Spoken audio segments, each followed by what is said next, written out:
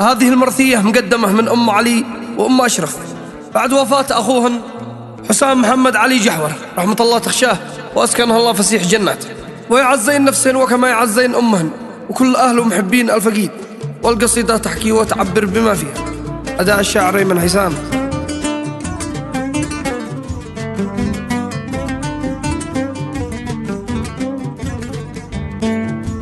باسمك رب واحد قدير، بك نمسك وبك نستجير.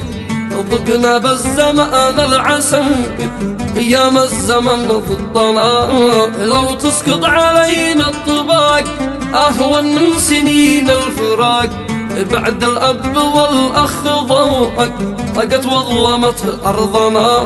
يا رب ام علي ضايقه مهجة كبدها حارقه، في دمع الحزن غارقه لا راحه ولا عدهنا. يا ابني يا علي دنيتي امسح يا علي دمعتي، لك ماتي يا حسرتي لكنا حسام وحدنا.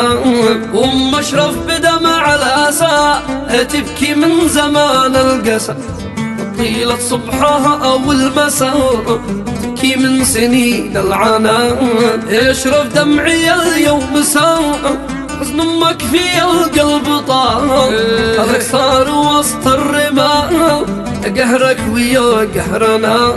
مكسى فرقتك يا حسام يا اخي يا رفيع المقام، بنبكي عليك الف عام لما ينتهي عمرنا.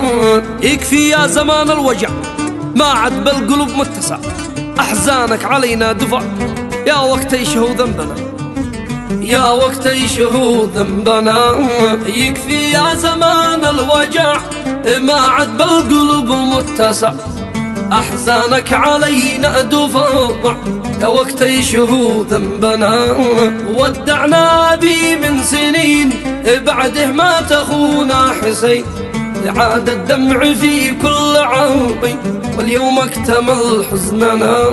عاد كان به معانا حسام لتنا بوسط الظلام، به يا اخوتي الكرام لتوا لنا وحدنا. امي دمعها والنواح من دمعة شقيقي صلاح، واحنا بالاسى والجراح ضقنا وانطفى بيتنا، ضقنا وانطفى بيتنا. امي دمعها والنواح من دمعة شقيقي صلاح، واحنا بالاسى والجراح ضقنا وانطفى بيتنا. يمجك يا حسام المرض قلبك بالقدر معترض، لاجل الام قلبك نبض تبسمت لاجل امنا. امي يا حسام تعبه بعدك دمعها ساكبه، روحك عنها غايبه بكتنا عليك كلنا. يا اخي كنت كل السند يدك للخوت خير يد، واليوم ما معانا احد ما عاد حد عيزورنا. الله يا زمان الغياب شليت وعاده شباب، وسط الجامعة والكتاب معاش الزمن في هنا. قد زادت علينا الهموم والايام والوقت شوم، تمال بي والرسوم فرج كرب حالنا. ذي كل البصاير معاه أسأل ربنا يوجع، بأيام الأسى الموجع أسلم لنا حقنا.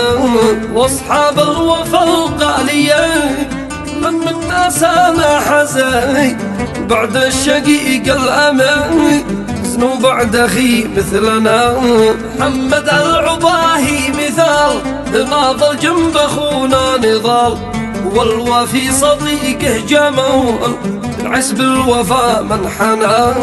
والوفي صديقه حسن جرموزي رزاح المحن، والله ان الصدقه وطول مشكورين يا اخواننا.